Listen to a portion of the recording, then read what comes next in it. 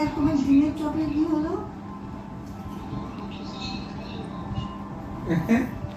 প্রত্যেকটা চপের দোকান আজকে বন্ধ হয়েছে, আর মাছটা কিনতে গিয়ে এত দেরি হয়ে গেল।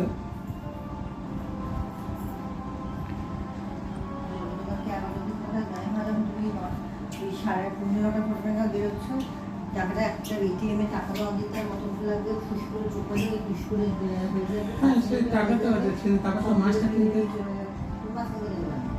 মাছটা তো কিনতেই হবে। তুমি বলি ইলিশ খাবো, তো কি বলেছে গরমকালে খাবো, গরমকালে কেউ ইলিশ খাবে না, আমি বলছি বর্ষা না বর্ষা না